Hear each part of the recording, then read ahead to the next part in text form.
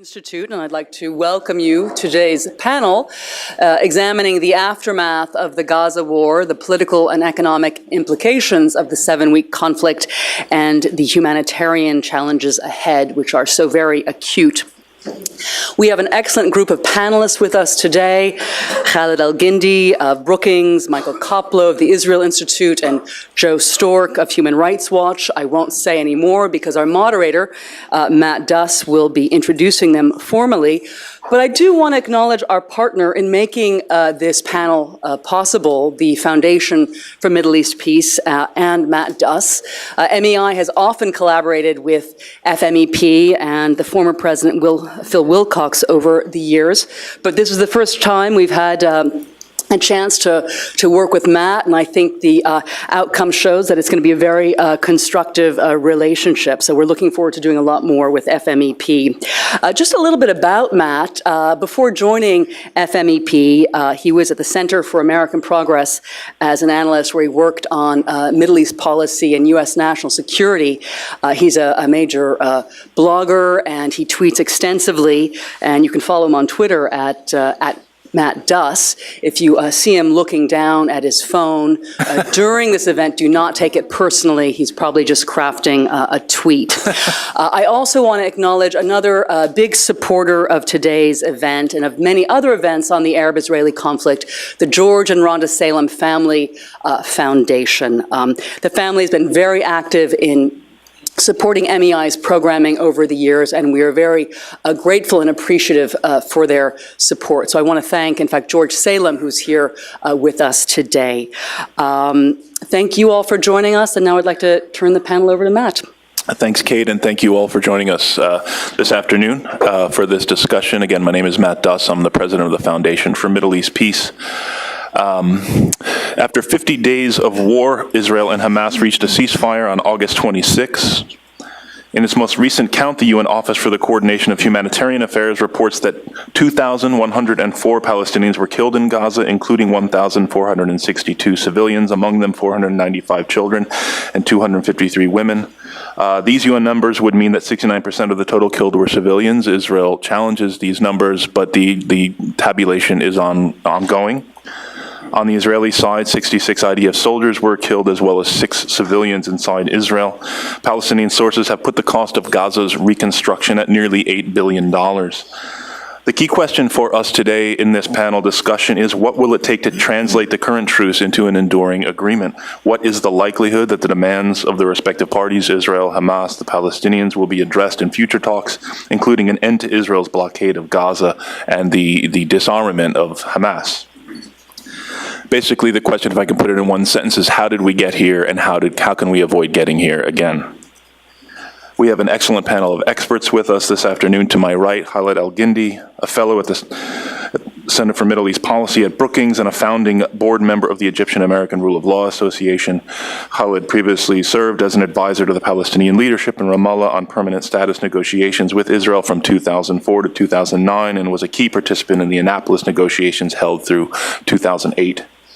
Khaled's right, Michael Koplow is a program director of the Israel Institute and a current participant in the Young Turkey, Young America Fellowship program at the Atlantic Council. He also has worked as an attorney, a researcher at the Council on Foreign Relations, and a Foreign Service Officer trainer for the State Department, and he also publishes the excellent blog Ottomans and Zionists, which you should all read. Though not right now, you should listen. To Michael's right is Joe Stork, Deputy Director of Human Rights Watch's Middle East and North Africa Division and an expert on human rights issues in the Middle East region. Before joining Human Rights Watch in 1996, Stork co-founded the Middle East Research and Information Project and served as chief editor of its bi-monthly magazine, Middle East Report. So just to set up the discussion here, first I'd like to go to Khaled and Michael to discuss some of the domestic political dynamics, among Palestinians and among Israelis that have been driving the events of the past few weeks. The reconciliation agreement between the Palestinians, obviously some of the challenges that the Prime Minister Netanyahu is dealing with parties to his right and his very fractious coalition. And then I'd like to go to Joe for some comment on the international humanitarian law angle, some of the questions that were raised by the conduct of both sides during the Gaza war. So first, let me just go to Khaled. Take it away. Thank you, Matt, and Kate, and thank you all for being here. So I was asked to talk a little bit about the impact on Palestinian domestic politics. I think on the surface, it seems pretty clear that the main, at least superficially, the main impact we've seen is that Hamas has become stronger domestically, if obviously militarily weakened, but politically it has been strengthened, and that has happened at the expense of the Palestinian Authority and President Mahmoud Abbas in particular, who has played a very minimal role in events in Gaza and was seen, I think, was marginalized through the process and seen as being ineffective. Some of you may have seen, excuse me, some of you may have seen the recent poll by the Palestinian, I never know the full name, Palestinian Center for Research and Surveys, Khalid Shikaki's operation, which essentially verified this new picture on the ground.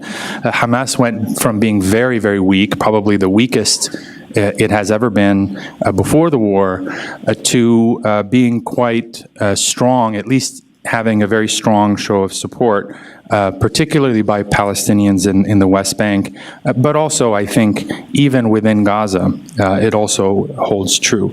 The reality is that Hamas's resistance, whatever we may think of it, has been more effective than Mahmoud Abbas's approach, which has been essentially focused on a diplomatic process. And he's been ineffective not just in Gaza, but you have to look at it in the context of the broader Middle East peace process, which is his bread and butter. He is all about his credibility, his legitimacy rests on his ability to negotiate a two-state solution, and obviously that hasn't gone all that well.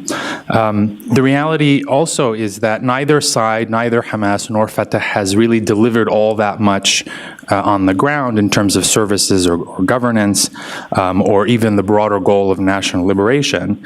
But to a certain extent, Hamas at least momentarily has been able to restore some sense of Palestinian pride. And I think it's important not to underestimate the importance of these intangibles for both Hamas and Fatah. The symbolism is very important for a national liberation movement, and we have to think of Palestinians in that sense as opposed to a government or a state, which of course they are not. At the end of the day, Hamas's newfound popularity might be fleeting, but currently I think it's at least more than what Mahmoud Abbas has going for him, since his credibility, as I said, rests almost entirely on the negotiations process and bringing about a two-state solution, which is dependent on the U.S. Beneath the surface, I think the picture is a little bit more complicated. If you look at both within Hamas and within the PA and /PLO/Fatah, the lines between them have been blurred over the years. If you look inside, you see internal cleavages within both camps, really, and those, I think, have been exacerbated by this conflict. On the Hamas side, you have this division between the leadership inside Gaza and outside, which is classic in Palestinian history. You always have a distinction between a leadership in the territory of Palestine versus in the diaspora. You also have the military political split that I think was exacerbated during the war. We saw at various moments it wasn't clear who was calling the shots. There are other ways also to think of it in terms of radicals and pragmatists. All these internal cleavages, I think, have been intensified by the conflict, and they need to be worked out. The same is true on the side the other side of the political equation in Palestine, the PA and the PLO, of course, are notoriously dysfunctional politically. There is chronic dysfunction in these institutions.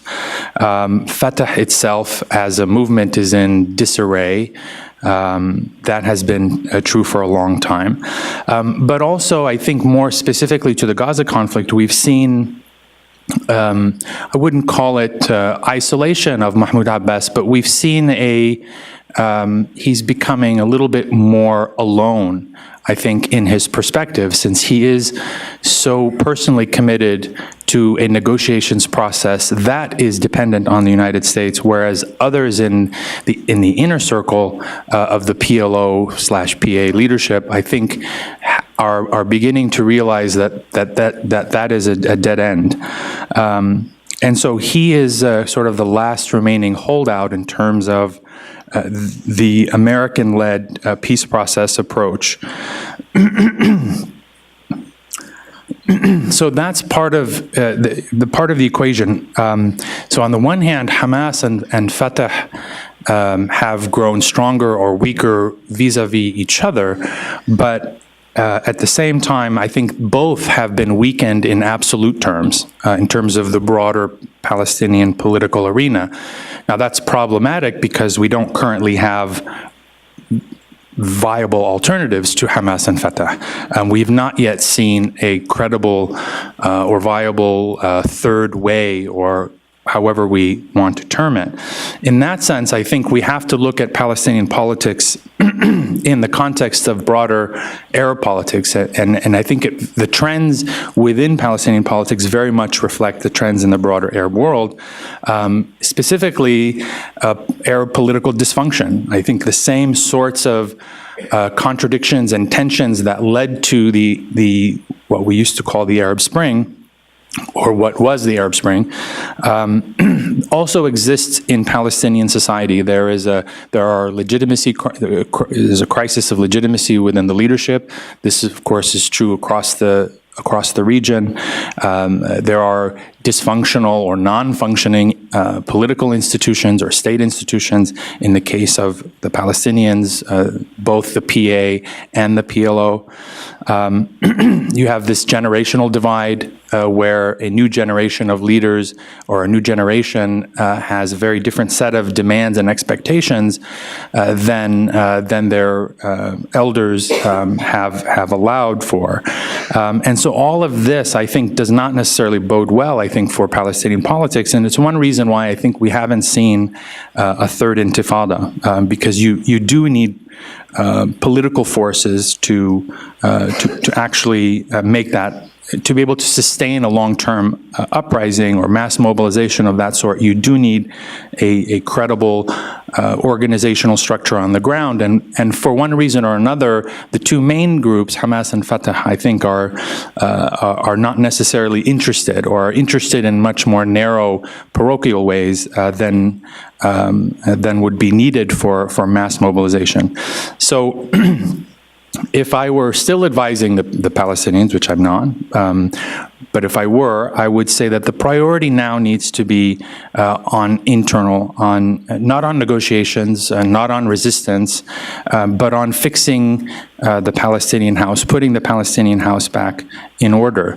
First and foremost, because I think Gaza depends on it. I think it's impossible to envision any sort of reconstruction, much less an improvement in the situation in Gaza, without genuine and practical Hamas-PA cooperation on the ground.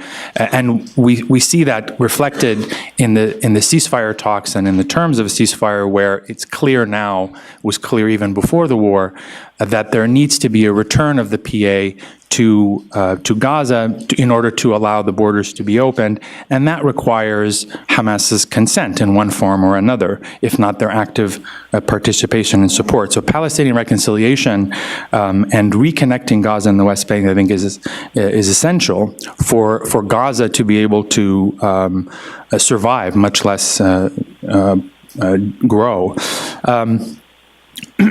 But it's also true, I think, because in a longer term sense, because the Palestinian national movement itself is in crisis and depends on it, depends on fixing these, we're not just talking about reforms and elections for institutions like the PA and the PLO, and I wouldn't expect, given the poll results, I wouldn't expect to see elections anytime soon. And I'm not entirely sure that that's a bad thing. I think throwing elections into this mix might actually complicate things.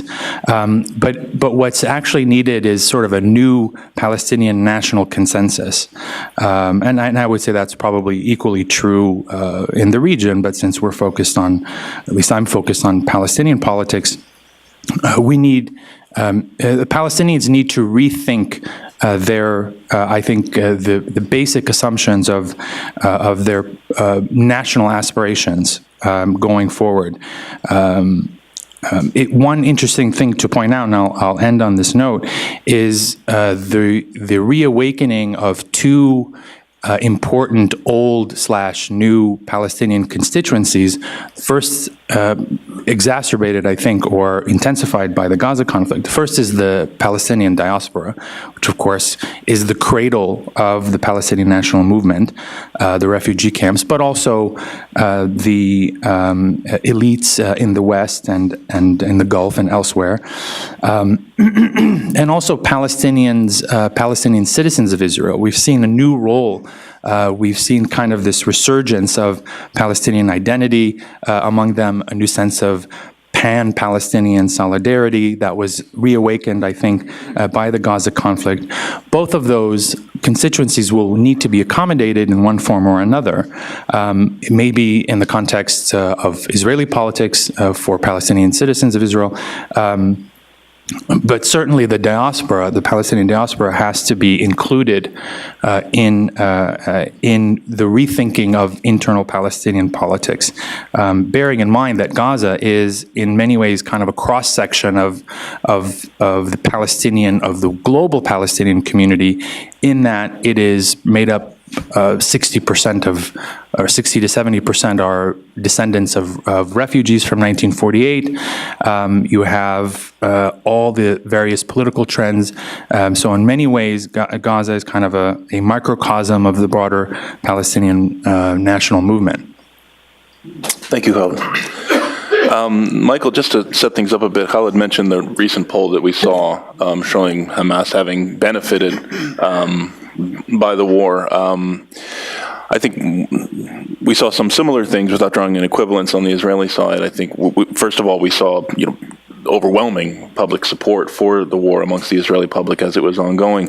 But having stopped the war short of what was once kind of the stated goal of, really, diminishing, if not crushing Hamas, which is the word some were using, I think polls have shown that Netanyahu now finds himself in some trouble with political competitors to his right, like Bennett and Lieberman, benefiting a bit. Could you address that? Sure. And thanks, Matt, and thanks to Kate for putting this panel together. So, I think it's useful when thinking about Israeli politics in the context of the aftermath of Gaza to talk about Israeli politics before Operation Protective Edge and before the Gaza war, and then to talk about where things are now. So before the war in Gaza, the political dynamic in Israel was relatively stable. Likud and Prime Minister Netanyahu were in firm control. There were no real challenges to the coalition, and there weren't any real challenges of a serious nature to Netanyahu personally. The left in Israel is relatively disorganized. Bougie Herzog, who is the head of the Labour Party, has in many ways been the invisible man. Nobody sees him or hears from him. More vocal opponents of Bibi, such as Tzipi Livni, are actually in the cabinet. And so Bibi was firmly in control. And the collapse of peace talks did not create any type of political crisis for Bibi for a couple of reasons. First, there were low expectations across the political spectrum about the peace talks. Not many people expected them to be concluded successfully. And in Netanyahu's base, in fact, many people did not want them to be concluded successfully. And so the collapse of the peace talks really did not present much of a challenge to Bibi domestically. Another factor was the sense that the situation for Israel, despite many warning signs on the horizon from the US and from Europe, was not quite dire just yet, and that Israel could afford to wait on the peace process until they were really forced to make a move. The focus was on the Palestinian Authority and what steps would be taken after the collapse of the peace talks, much more than there was a focus on Hamas. As Khaled said, Hamas before the war was in many ways at its weakest point, and Netanyahu and the Israeli government assumed that this was a situation that was going to continue. And so much of the discussion was focused on the PA and focused on Abbas and what could be done to work with the PA, despite the fact that peace talks had now collapsed. And Hamas was really not seen as much of a political factor. Then we moved to during the war, and during the war there was a huge outpouring of support for Netanyahu and for Likud. Again, this is not surprising. Anytime there is fighting in Israel, certainly initially there is lots of rallying around the government. The Second Intifada still shapes the Israeli psyche in ways that have changed it possibly forever. The vast majority of Israelis really will not tolerate any type of rocket fire coming into Israel, irrespective of what the casualty count is like. And while rockets are coming in, Netanyahu really, especially in the first few weeks, Netanyahu really had blanket support to deal with them. The kidnapping and murder of the 3 Israeli teens only added to what was already overwhelming support for a military campaign against Hamas.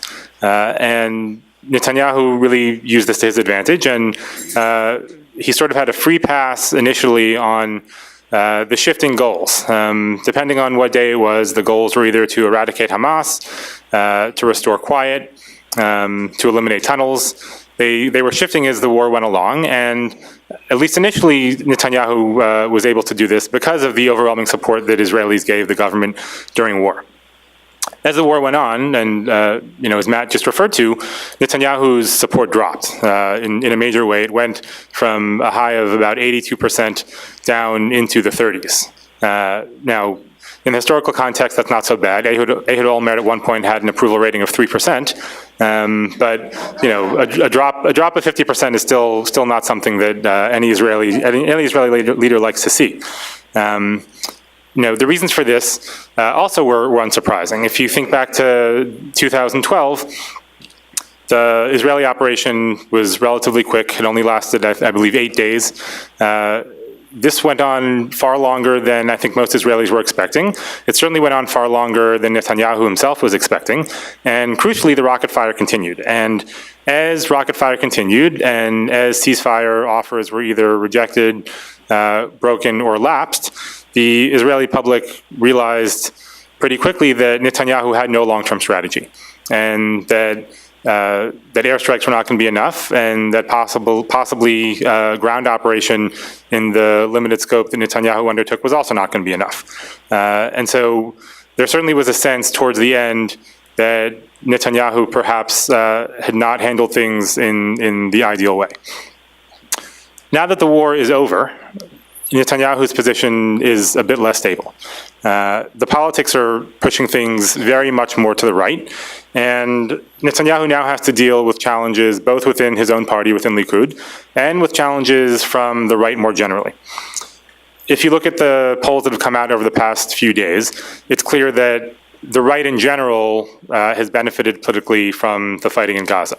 The latest polls have Likud at anywhere between 29 and 31 seats. At the moment, they control 31, but 11 of those seats, they had won 31 in the last election. 11 of those seats are not Likud seats. They are Yisrael Beitenu seats, because Likud and Yisrael Beitenu had made a deal before the election. So Likud itself is now, in the latest polls, up from 20 seats of their own to somewhere between 29 and 31 seats. Habayit HaYehudi, the Jewish Home Party led by Naftali Bennett, currently has 12 seats, and in the polls they are up to anywhere between 18 and 20. Yesh Atid, which is Yair Lapid's party, has basically flipped with Jewish Home. Right now they have 18, and in the current polls they're anywhere from 9 to 12. And Labor has stayed the same, and so if an election was held today, you'd probably have somewhere around somewhere between 70 and 80 out of 120 seats in Knesset going to parties on the right. Within Likud, there is serious pressure on Netanyahu. Netanyahu's position within Likud has never been great. In the U.S., people tend to think of Netanyahu as far right. Within the context of Likud and Israeli politics, Netanyahu is certainly right-wing, but he's not on the far right. As odd as it seems, within the context of Likud itself, Netanyahu actually occupies the left flank. The younger members of Likud, who are ascendant, are far more right-wing than Netanyahu is, and they are upset with the way he's conducted the war because many of the more right-wing members of Likud, who are all younger, and in a lot of ways it actually sort of mimics the Tea Party dynamic within the Republican Party here in the U.S. The younger and newer members of Likud think that Netanyahu did not go far enough, and some of them have advocated Israel to go in and reoccupy Gaza for however long it takes to stamp out Hamas root and branch, which is something that Netanyahu is not willing to do, something that Netanyahu himself realizes is not feasible, but he faces massive pressure within his own party.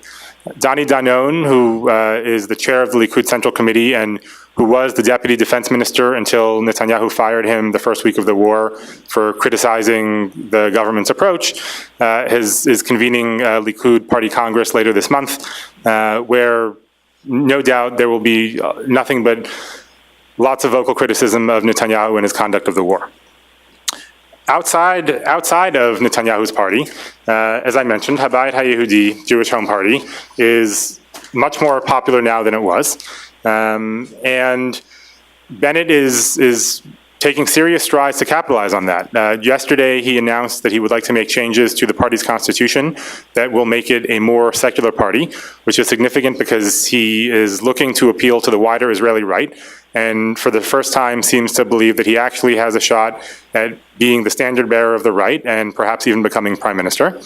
And so all of these things are pushing Netanyahu pretty steadily to the right. And it leads to things like the announcement of the 980 acres that were just declared as state land, because in the absence of reoccupying Gaza, Netanyahu knows that he has to do something to protect his right flank. And the easiest way to do that within the politics of the Israeli right is to announce settlement tenders or to announce long-term planning processes for settlements.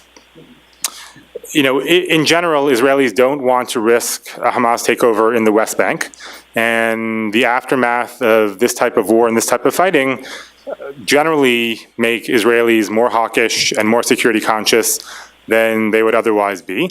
And so the rightward trend is, in my view, not going to be a blip.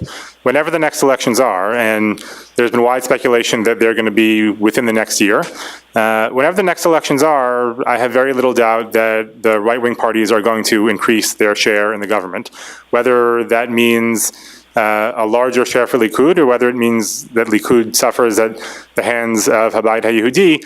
There is likely going to be a more right-wing Knesset next time than there is this time. And of course, that is going to impact Israel's relations with the Palestinians going forward, and the peace process more generally. Thanks, Michael. I'm going to turn to Joe now to address some of the international humanitarian law issues relating to not only the war, although, I mean, I think the conduct of the war, the bombardment by Israel, the use of indiscriminate rocket fire and mortars by Hamas, but also the policy of blockade. One of the key, I think, elements here among Hamas's demands was an easing of the blockade. It's worth remembering this: the easing the blockade was a condition of the 2012 ceasefire that was not implemented. And this is going to be, you know, one of the I think one of the most important items for discussion in the talks that I very much hope will take place in Egypt, and that everyone, I guess the plan is that they will take place in several weeks. I mean, that's a lot on your plate, so Phil, just take a crack at that. Thanks, Matt, and thanks, Kate, for holding this event and for inviting me to be part of it. Human Rights Watch, obviously, as the name would indicate, looks at human rights violations by states, by political authorities around the world. But we also monitor compliance with the laws of war, the international humanitarian law, one important component of which is the Geneva Conventions. Human Rights Watch doesn't take positions on whether any party to any conflict, should take up arms, should launch an attack or whatever. Those are political issues, political questions that we don't address. In part, in order to be able to impartially look at how the fighting, how the armed conflict is conducted by any of the parties. The two issues that we're concerned with here, before I go into sort of some of the details, are one is accountability that is for unlawful behavior, non-compliance with the laws of war crimes, and other serious violations of the laws of war. And the other is the humanitarian consequences of the war in particular, and of the policies that sort of set up this conflict to begin with, among which I would include what Matt just mentioned, the blockade that's been intensively in effect since 2007, since Hamas basically took over as the political power in Gaza, and really since 2005 with the unilateral withdrawal of Israeli military forces and settlers under Prime Minister Sharon. The accountability issue I want to stress, because it seems to me it's the thing the element that I think should be part of any kind of looking forward. And it's what's been missing, consistently missing, in terms of any of the peace talk agendas that we've seen, no matter how unsuccessful they may have been. It's certainly not because accountability was part of, was among the issues raised. It's been a consistent issue for us, looking at the various phases of war and armed conflict, just to confine ourselves to Gaza, over many years now. I think what we've seen, perhaps a little dispiritingly, is we haven't seen much change looking from one conflict to another, 2009, 2012, and now 2014, in the behavior of the combatants, either Hamas's behavior or Israel's in the actual conduct of hostilities. Let me just say a couple of words about what international humanitarian law requires. The key principle is that of distinction. Warring parties have to distinguish at all times between combatants and civilians, between military objectives and civilian properties, and that may only target combatants and structures or areas that have immediate represent military gain. So targeting civilians is obviously, sort of at the first order of prohibition.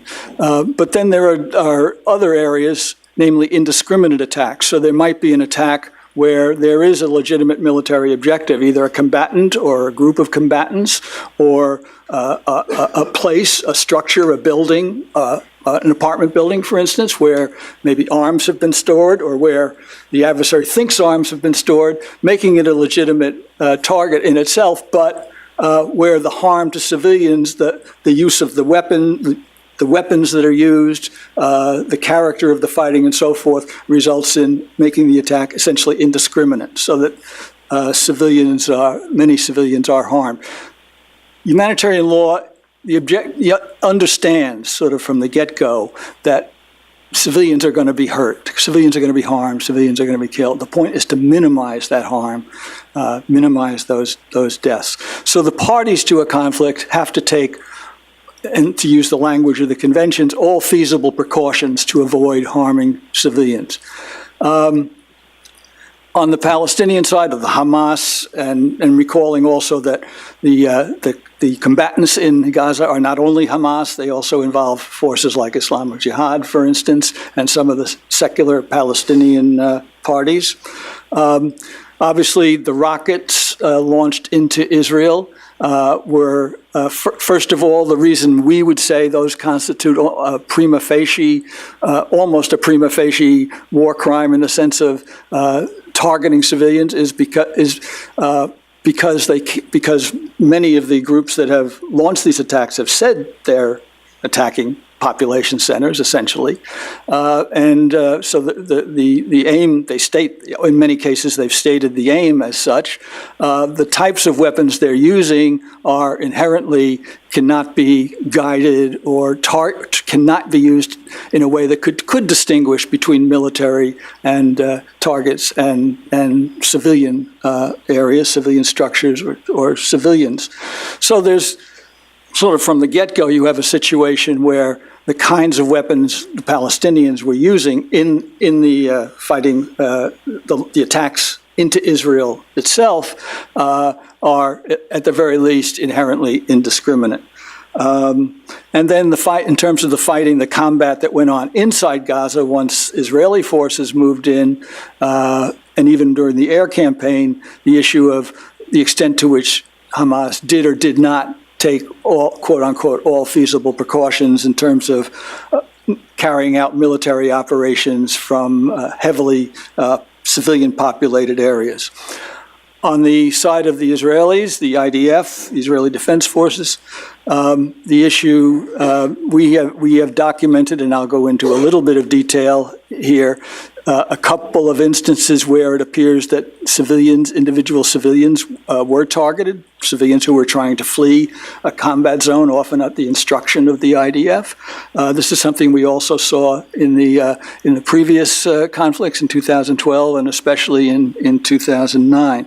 But I'd say the issues on the Israeli side involve much more issues of whether the attacks were indiscriminate or not. So there was, or at least the IDF alleged, that there were military targets in a particular building or near a particular building, for instance. Attacks killed large numbers of civilians. But the cases, a number of cases that we investigated, we found there actually was no military objective. There were no combatants in the area as far as we could determine. And the Israeli government, the IDF, in response to our queries to them, did not come up with any explanation as to why they launched those particular attacks. I want to say a little bit about, first I should say that one of the problems we've had in addressing this particular conflict is a lack of access. The last time we were able to go into Gaza via the Erez crossing, in other words, via Israel, was in, we asked for permission to go in the fall of 2009, many weeks before Cast Lead started. We were refused. Up to that point, our requests there would be delays and so forth, but we would eventually get in. We have not been allowed in through Israel since mid-2009. In other instances, we were able to go in after hostilities ceased, after a ceasefire was in place via the Rafah crossing in the Sinai between Gaza and Egypt. But our relations with the Egyptian government currently are about as good as they are with the Israeli government, and we haven't been able to get in that way either.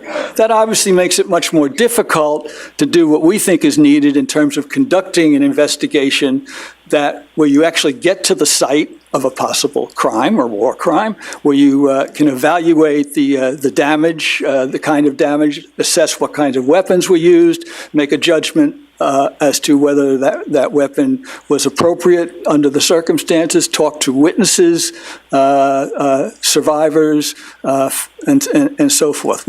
Our ability to do that is very limited. We do have research assistants on the ground in Gaza, residents of Gaza, but obviously the people who bring in the kind of added expertise that we need in assessing an armed conflict situation, where issues of all feasible precautions, what does that mean? Issues of indiscriminate or disproportionate. Again, those depend on not reading the newspapers and saying, well, thousands of Palestinians killed, scores of Israelis killed, obviously, disproportionate. No, it's not that. One can talk perhaps about a kind of, in a political sense, disproportionate, but in the legal sense, in the sense that has implications for accountability, you have to look at each individual attack and make that assessment. And I would invite you to look at our website and see the work we've done regarding this particular, the last 50 days of war in Gaza, as well as earlier instances. Just on the figures that Matt mentioned, the UN figures about the numbers of Palestinians killed, the IDF claims that 616 of those were, as I say, combatants and terrorist operatives, which they also say that there are, the IDF also says that there are some 800 other cases that have not yet been determined, and they are sure that, in the end, we will see that, in fact, many of those 800 or so cases were also combatants. Well, that obviously remains to be seen, but I do want to point out that this question of a combatant, that's fairly clear-cut. But the phrase that the Israelis use, terrorist operatives, is much less clear-cut, at least in terms of humanitarian law. So a person simply belonging politically to Hamas, for instance, is not a legitimate target under the rules of, under the laws of war. But Israeli policy in the Gaza conflicts has been to treat these people as, legitimate targets. So that's one issue we would take, that's one area we would take strong issue with the Israeli understanding. A lot of attention has focused, or a relatively high profile for the attacks that have involved schools. Both the Israeli attacks on schools, there were attacks against 6 schools, 3 of which were inhabited at the time by displaced persons, not students, but displaced persons, and they resulted in a number of civilian deaths. We investigated those 3 cases in which there were fatalities, and the kinds of responses we got from the IDF as to why this particular school was targeted, or why it was hit. Okay. In one case, they said in the case of July 24th, the school, I think it was in Beit Hanun, where 13 people were killed, including 6 children. They said, IDF said there was 1 errant mortar shell. In other words, however, the witnesses, the survivors to that attack, a number of them separately told us that, in fact, there were at least 4 shells that landed in or right directly outside the school compound. The Israelis, the IDF said there had been a Hamas operation firing anti-tank missiles near the school, but again, not indicating what constitutes near, in this case, a fairly loose term. They also asserted that when their errant mortar hit the courtyard, it was empty, which is not something that bears, again, is not something that's at variance with what people on the scene told us. Look, there was another strike on August 3rd. It actually didn't involve artillery or mortar, but it involved a guided missile, a spike-guided missile. It hit right outside of a boys' school, 10 meters from the entrance, and the children in particular, the displaced people who were taking shelter in the school, were out at the gate buying, food and water, sweets, and this sort of thing. The IDF, there were 12 people killed, 8 of them children, and the IDF responded that they were attacking 3 Islamic Jihad militants who were riding by on a motorcycle. Now, that they are, assuming that's correct, they are certainly a legitimate target. But why? Particularly with the spike is it's a very precise munition. It's the sort of thing the Israelis should be using in this kind of conflict, in fact.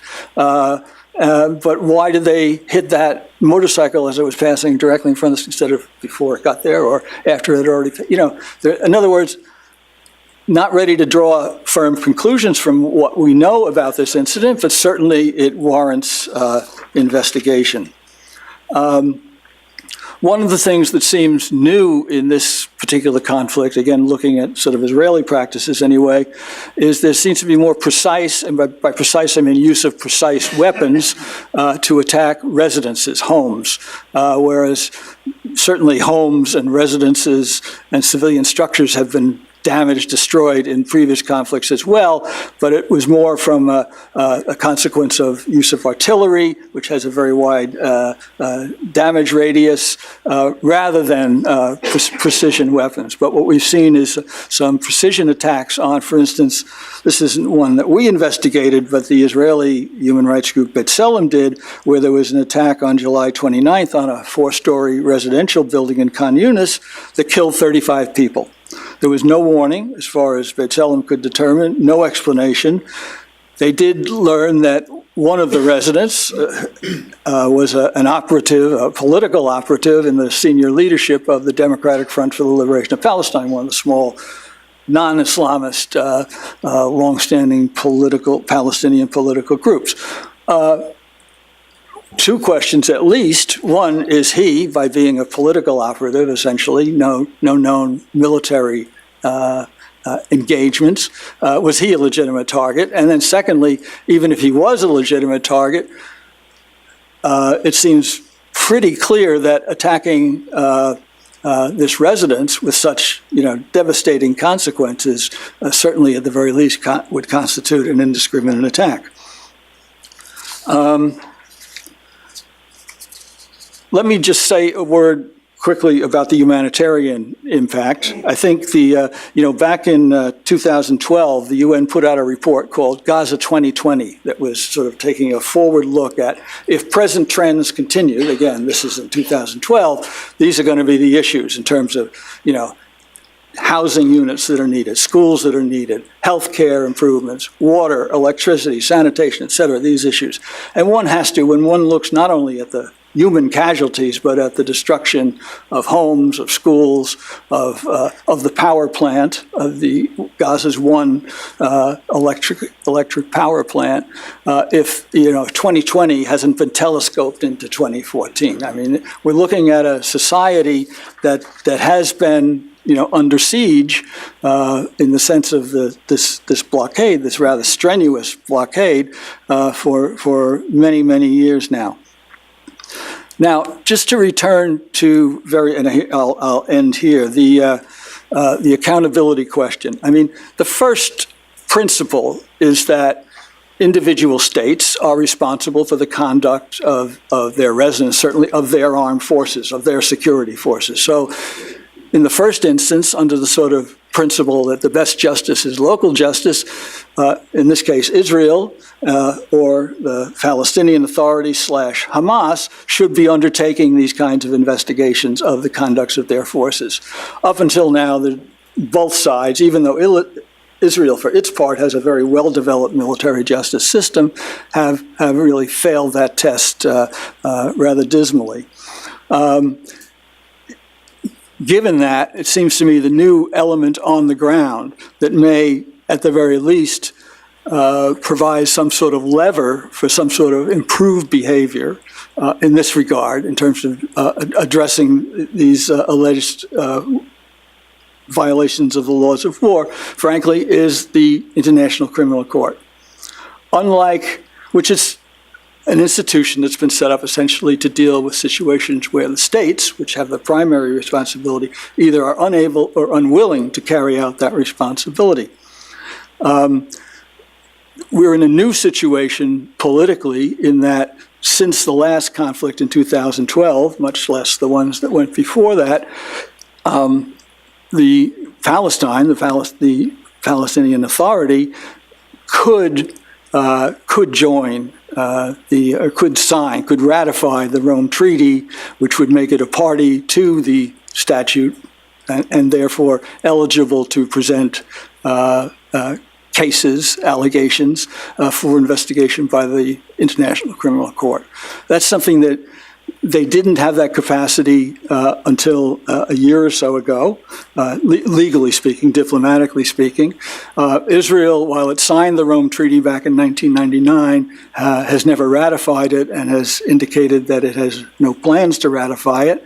The other way a case gets taken up by the International Criminal Court is if it's referred by the UN Security Council, which they've done in the case of Libya, in the case of Sudan's al-Bashir. But, politically, the chances of that happening with regard to Israel or the Palestinians is absolutely nil. But I think that's the new, maybe I'll just end on that note. I think that's one new element to look at as we look ahead. Thank you, Joe. So what I'm going to do, I'm just going to do a round of questions with the panelists here, and then after a bit, we'll come out to the audience for some more questions. So first to Khaled, you had talked about the crisis of legitimacy within the Palestinian movement, the need to establish a consensus, but you also said that elections could complicate things more.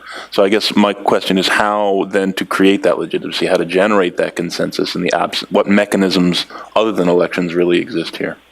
It's a good question, and it's a dilemma that I think a lot of countries have confronted over the last several years.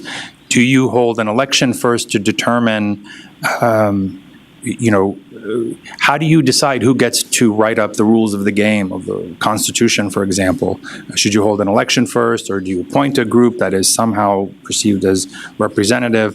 And it's kind of a chicken and egg sort of a question. I mean, I think the experience, as I interpret it, has borne out that holding elections to determine who gets to decide the rules of the game is a mistake. We saw that happen in Egypt, where unless there is a broad consensus of the main societal and political actors up front on the rules of the game, then the outcome of any election or political process, I think, is likely to be contested. We saw that both in the case of Morsi's election and after his overthrow. In the case of the Palestinians, I think because elections elections are based on winners and losers. And when you're deciding the way forward, and the way forward means, Hamas and Fatah have very different agendas, a very different approach. One is committed to a two-state solution and a peaceful settlement of the conflict, and the other is not, has a very different vision of how to resolve the conflict as well as how to govern Palestinians. So you can't make those enormous questions, I think, subject to an election. I think because elections are affected by everything, including the weather, literally. And if you try to hold an election in this environment in Palestine, you're going to get a very distorted, skewed outcome that will not be to the advantage of those currently in power, I think.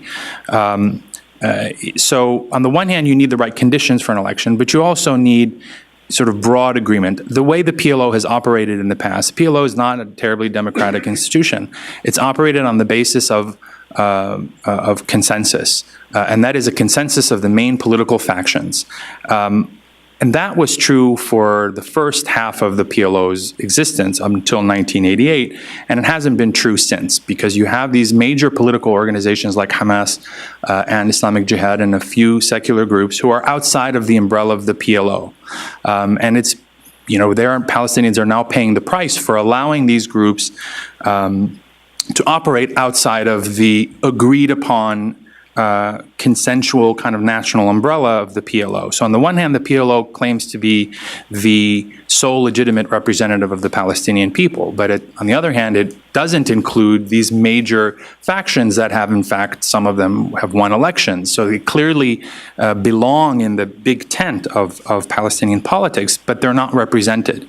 So I mean, that's the long answer. The short answer is I think the way to go about it is a consensus of all, at least the political groups, but also societal constituencies that are not necessarily represented by one faction or another, or one ideological trend or another, and agree on the basic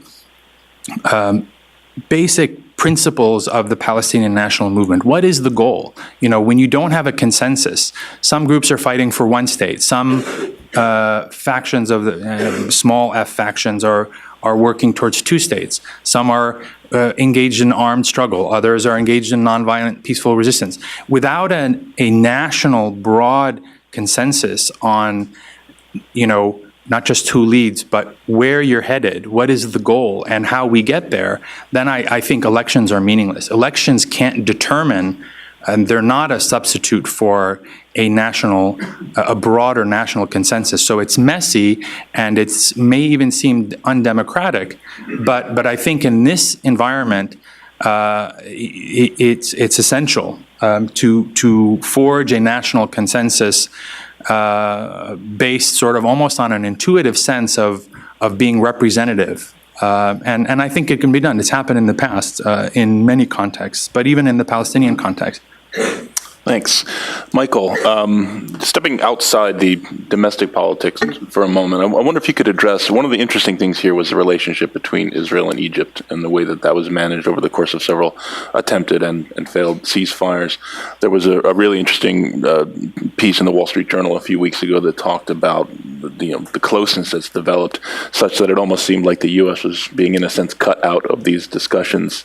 What's your view of Egypt's role here? Was it constructive, and how is that, will it impact politics in Israel at all? Well, I think you'd have to say it's constructive, if for no other reason than Egypt was the party that ended up bringing the two sides together and brokering a ceasefire. So in that sense, it certainly was constructive. I think that in the beginning, in the first couple of weeks, the fact that Egypt had no credibility with Hamas and that Egypt really didn't want to have much to do with Hamas at all, was a factor certainly in extending the fighting, in contrast to 2012, where Hamas trusted Egypt as a broker. This time around, they did not. And so I don't know how constructive a role Egypt was actually able to play in the beginning. Certainly, as the fighting went on, Egypt was able to broker a deal, and so that's certainly constructive. In terms of how it factors in Israeli politics, Netanyahu has been using a phrase over the past week. He's been talking about new diplomatic horizons, and a lot of people assumed that meant with the Palestinians. I don't think it does. I think he's talking about a much wider regional initiative in which Israel is aligned with states such as Egypt, Jordan, Saudi Arabia, the UAE, in an effort to limit the influence of groups like Hamas, other Muslim Brotherhood groups. I think that's what he's referring to, and I think he's looking to use the fighting and use the current mood in the region, where you certainly have this split among Arab states, and if you widen it further, you can include Turkey on the side of Qatar. I think Netanyahu is looking to take advantage of that situation and get Israel firmly into the camp of what we might call status quo Arab states versus revisionist Arab states. And so, to the extent that a closer bond with Egypt helps Israel get into that group, then I think Israel is going to try to play that angle as hard as it can. I'm not sure how feasible it is. To my mind, I think this is a situation where Netanyahu perhaps thinks he has a stronger hand than he actually does. But between that and the fact that Israel has lots of natural gas to sell, they signed an MOU this week with Jordan that was worth, I believe, $15 billion. They're certainly looking to do something similar with the Egyptians. And so between energy, between the regional dynamics, between a joint desire between Israel and Egypt to limit Hamas's influence, I think that Netanyahu and the Israeli government are going to try and get as close to Egypt as they can. Thank you. I think so. We've got about 25 minutes left. So I'd like to go to the audience for questions. Just a few requests. First of all, could you please just identify yourself, your affiliation, try to keep your questions short, and finally, please ask your question in the form of a question. Gentleman right here in the yellow shirt. Yeah, hi, my name is Jim Viterillo. I don't know if any of you read an op-ed piece by former Ambassador Kurtzer. I believe I'm pronouncing his name correctly. For those of you who don't know, he's the former U.S. Ambassador to Israel during the first Bush II administration. So his proposal was basically twofold. One was to bring in an international force with boots on the ground, the way I understood it, in Gaza that would, in effect, provide security and maybe even, to some extent, governance of Gaza, with the Palestinian Authority playing a role, but a very light role given their dysfunction. And basically to serve as a referee between the PLO and Hamas. And most of those boots on the ground, from what I understood saying, was that he expected them to be Arab boots on the ground and maybe Turkish, but certainly not American. But secondly, most interestingly, he then linked that to an international, for lack of a better word, peace conference, where these same countries would then be negotiating with Israel and the Palestinian Authority on a more long-term, permanent solution as well. And that he thought Israel would be much more prone to do that today, given what's happened in Gaza and the need for an international force in Gaza, which he thinks Israel would accept. Again, this is all him saying that. So my question to both two of you, from a Palestinian and from an Israeli point of view, what do you think is the proposal? Well, how do you think that will fly in those respective societies? I'll start. I don't know how well the idea of an international force would fly within Israeli society. Certainly not at this point in time, an international force that includes Turkey. I think that in general, the thrust of public opinion within Israel now is that the best solution would be for the Palestinian Authority forces to take over security and border crossings in Gaza. Whatever beefs the Israeli government has with the Palestinian Authority, they have very few with PA security in the West Bank. And so I think that there is some sort of level of implicit trust that exists among the Israeli government and large portions of Israeli society for the PA security forces that would not necessarily translate into a wider force comprised of soldiers from other Arab countries and from Turkey. In general, I think that the Israelis are wary of internationalizing the conflict too much. Certainly, Israel's experience with the international community is not great, to say the least. The level of trust is very low, and so I don't imagine that there would be a huge amount of positivity on the Israelis' part for an international force as opposed to a PA force.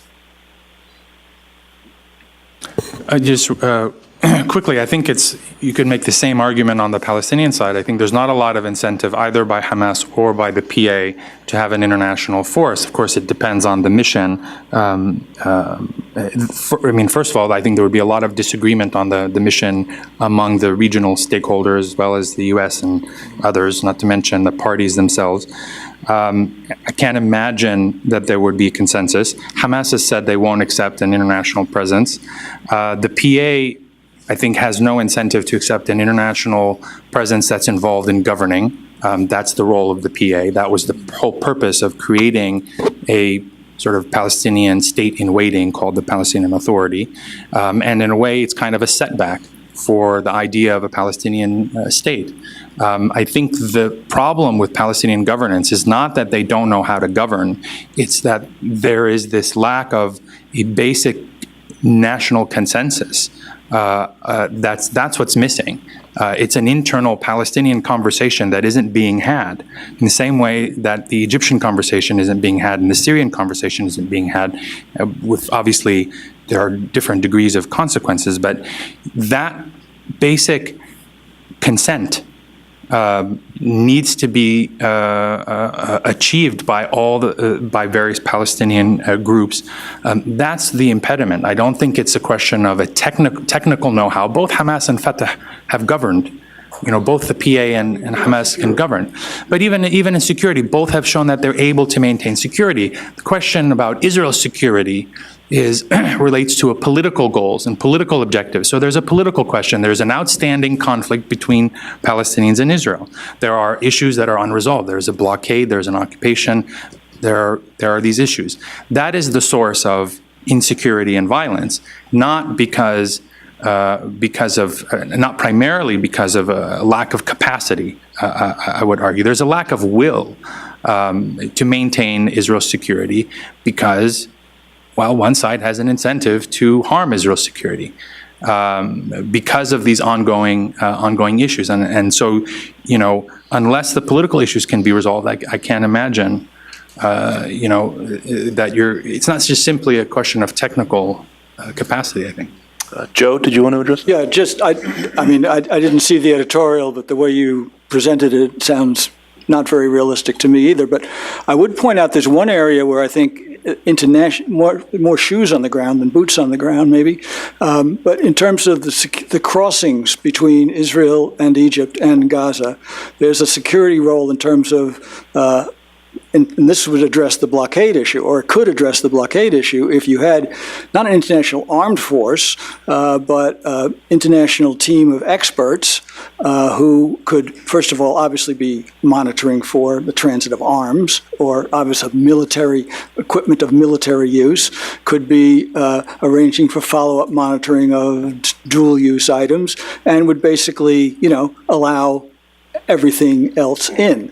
And obviously that force, whatever its particular complexion, would obviously have to have the confidence of both Israel and whoever you're dealing with on the Palestinian side. But that's where I would, and that was attempted in the past, where the EU, the European Union, was supposed to provide those elements, and basically there ended up being, as I recall reading it at the time anyway, a lack of Israeli cooperation in allowing them to actually, move to the border area and carry out their assigned roles. But anyway, that would be something worth exploring in any negotiations, I think. And the UK, France, and Germany all indicated they'd be willing to. First of all, they extended the mandate of the EU assistance mission and indicated they'd be willing to support its restart as part of the PA coming back in. So I think that is actually a possibility. Can we go to this gentleman in the front here? Thank you. I'm Riaz Haider from Washington, D.C. I thank Middle East Institute and the panel for a very illuminating session this afternoon. I have two questions. One is for Mr. Elgindy, and the other is generally for anyone who could answer that. The question is, you mentioned importantly the participation of the international diaspora of the Palestinians to be consulted. How do you see that being carried out in practice? And my second question is there any way to bring Netanyahu and his bunch and those in Hamas to accountability for what they've done?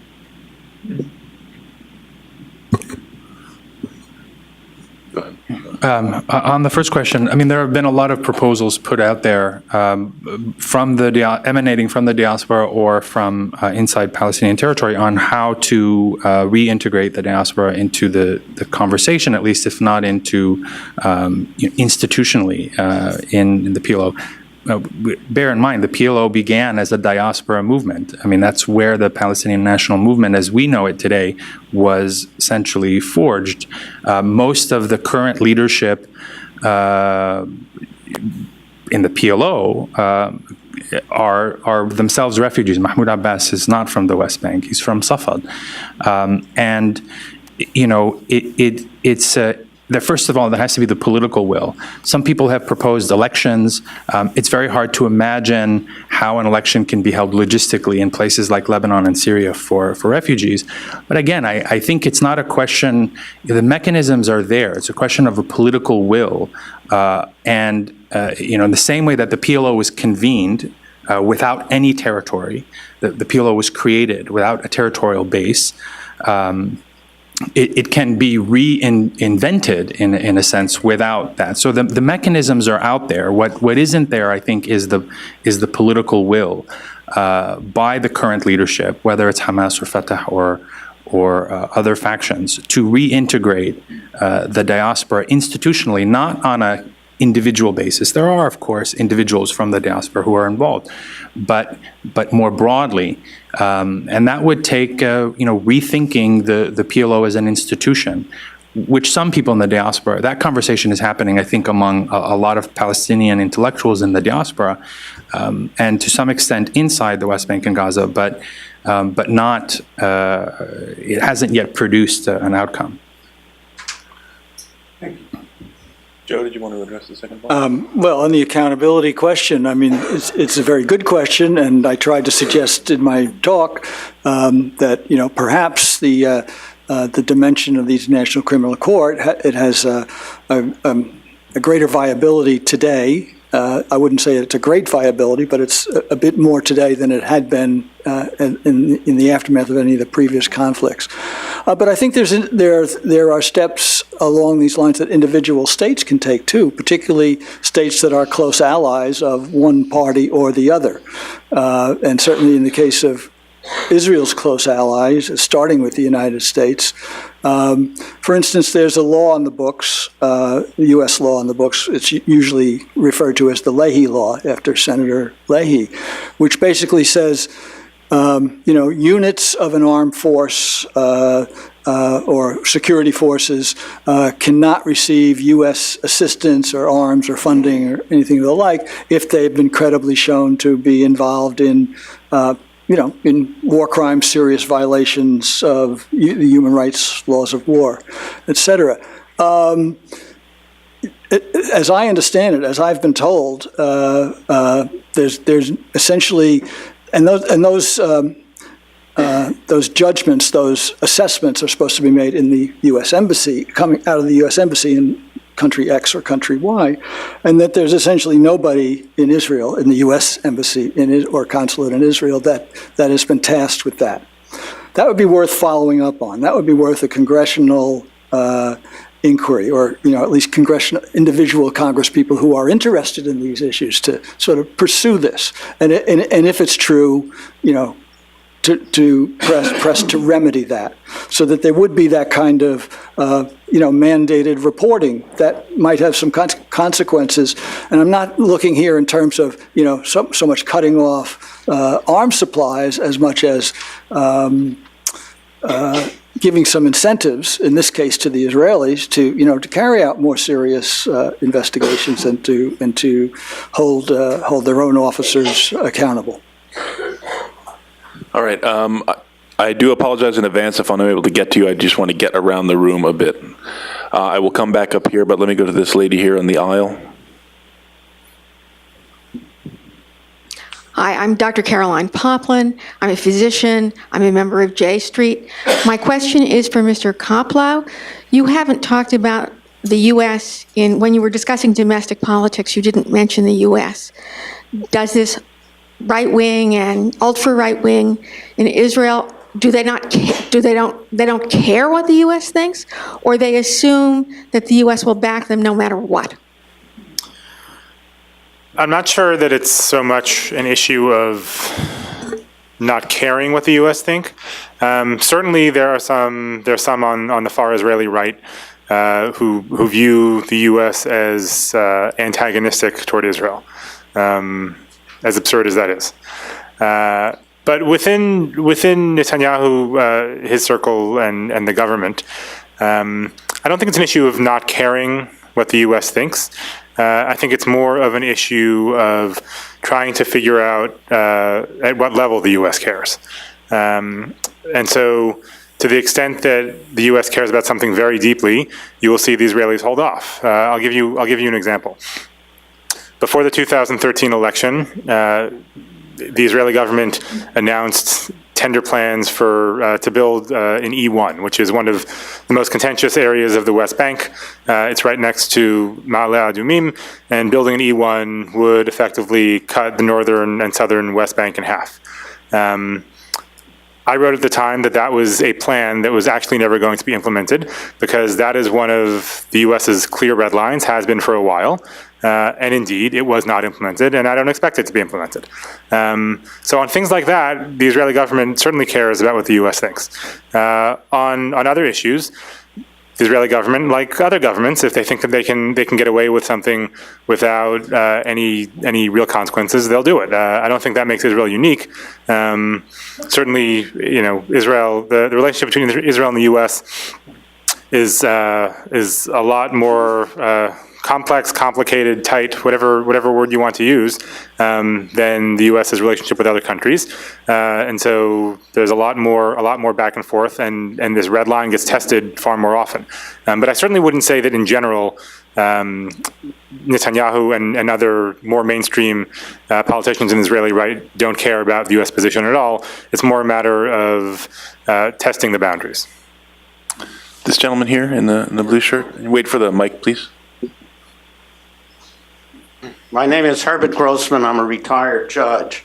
And my main question is, when you talk about two factions among the Palestinians, as though one faction, the PLO or Fatah or Palestinian Authority, is in favor of two states, and Hamas is opposed to that, you're only talking about the surface here. The fact of the matter is, whether you would agree with me or not on how Abbas feels about it, most of the Palestinians believe that he is in favor only of a temporary two states, and that eventually they will take over the other state. So it's a matter of stages. Whether he actually believes that or not, we could argue all day. But the fact is that if the Palestinians thought that he really was in favor of a final situation of two states, they wouldn't vote for him. He'd get the same percentage of votes that Fayyad's party got in the last elections, about 3%. And he's 79 years old now. The recent polls indicate what they've indicated all along, that a two-state solution is not what the bulk of the Arabs in Israel want, in Palestine. So what benefit is there for Israel to go into a negotiation for a two-state solution if eventually they're going to end up with the same thing that they have from Hamas now, and which goes to Mr. Koplow's position on, who doesn't tell us why the right wing has ascended, especially since the last war. The fact that most people realize that if they give over strategic positions in the West Bank, they'll end up with the same thing that they have in the southern border with Hamas and on the northern border with Hezbollah.